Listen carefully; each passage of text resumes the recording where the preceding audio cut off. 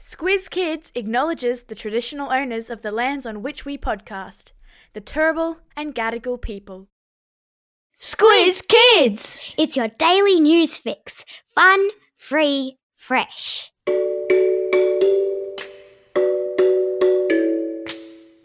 Hello and welcome to Squiz Kids Today, your fresh take on what's happening in the world around you. I'm Bryce Corbett.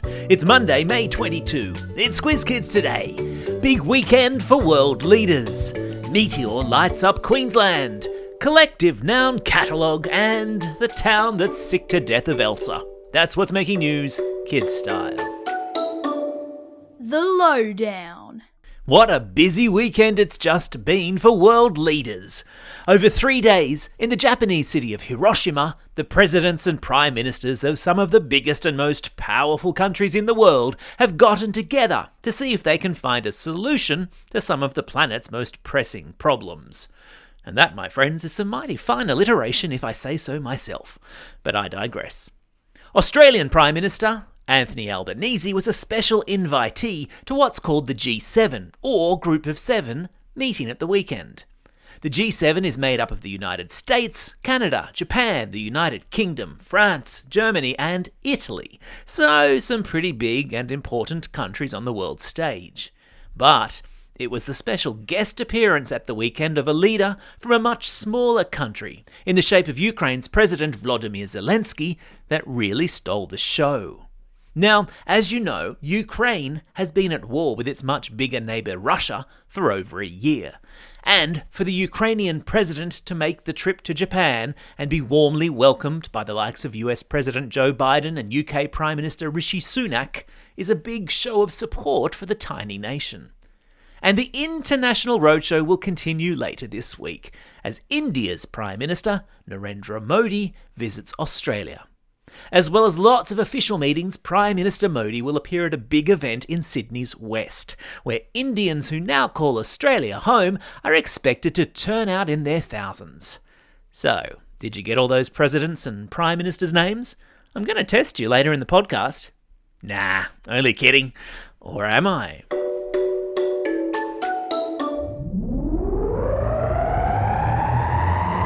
Spin the globe. Each day we give the world globe a spin and find a news story from wherever it stops. And today we've landed in Austria, in the picturesque village of Hallstatt, where local authorities are trying to fight the Elsification of their beautiful little town. What's Elsification? It's a word I made up to describe what happens when someone or something becomes overpowered by the Disney movie Frozen and dresses as Elsa, or has their entire identity overtaken by all things Olaf, Anna and Arendelle. Hallstatt is a picturesque lakeside village in the European country of Austria, which looks very similar to Arendelle, the fictional town in Frozen. So similar, in fact, that it's widely believed to be the village that inspired the animators who created the movie. I've stuck a link to photos of it in today's episode notes.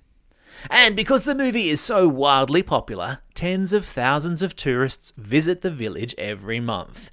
And it's simply too small to cope with so many visitors.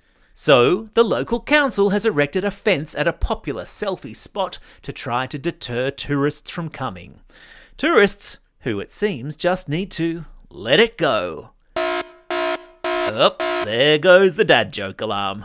Ah, come on, it was asking for it.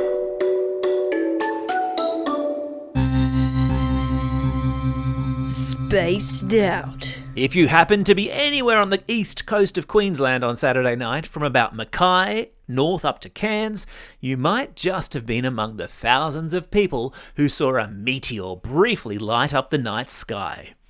Video of the event shows the night sky suddenly going from green to blue to yellow as a meteor that astronomers reckoned must have been about 1 metre in length entered Earth's atmosphere and quickly burned up. Scientists reckon it was travelling at speeds of between 100,000 and 150,000 kilometres an hour. That, my friends, is very, very fast. And yes, because it's all sorts of awesome, I've stuck a link to a video of the celestial event in today's episode notes.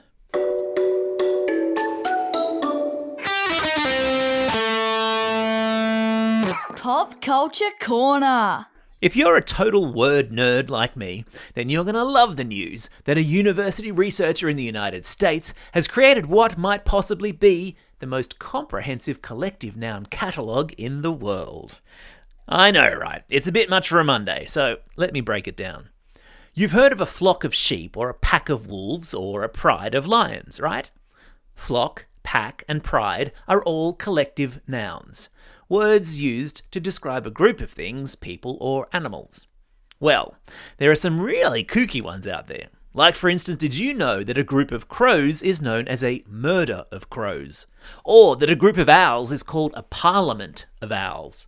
Or that a bunch of otters can be referred to as a romp of otters? Because the English language is just that cool. And the thing is, there's no single list of all collective nouns, and they change across cultures and countries.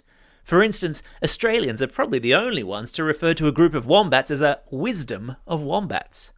But now a clever university researcher has compiled a long list of every collective noun he can find, and I've stuck a link to it in today's episode notes in case you want to get your word nerd on. Aha! How wonderful is that? Today's classroom companion is linked to this item in the podcast. Jump on into the excellent classroom worksheets that Squiz Kids super teacher Christy has created on collective nouns. They are plenty clever and lots of fun. Your class has not yet signed up to receive these worksheets? Go to squizkids.com.au and sign up to the Squiz Kids classroom. Did I mention they're free? You're very welcome. Time for the quiz. This is the part of the podcast where you get to test how well you've been listening. Question number 1. Prime Minister Narendra Modi, who's visiting Australia later this week, is the leader of which country? Yes, that's right, it's India. Question number 2. In which European country is the hamlet of Hatlet, which looks a lot like Arendelle from Frozen? Yeah, well done if you said Austria. Question number 3. What is the collective noun for a group of owls? Super well done if you said Parliament.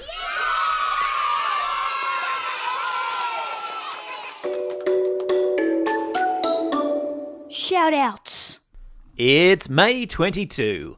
On this day back in 1933, so 90 years ago today, a couple walking along the banks of Loch Ness, a big lake in Scotland, reported seeing something in the water that they said resembled a whale.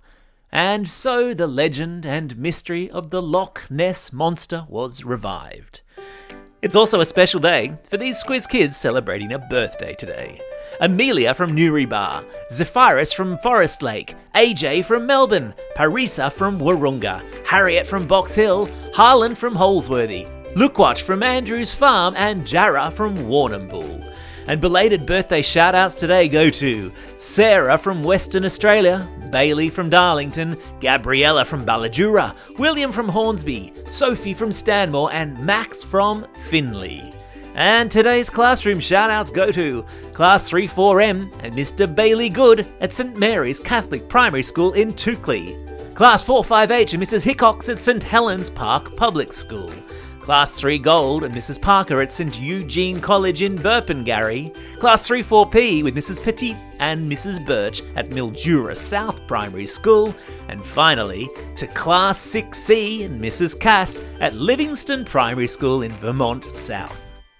Don't forget, if you've got a birthday coming up and you want a shout out, or if you're after a classroom shout out, drop us a line at squizkids@thesquiz.com.au or fill out the form on our website. Well, that's all we have time for. Thanks for listening to Squiz Kids today. We'll be back again tomorrow. In the meantime, get out there and have a most excellent day. Over and out.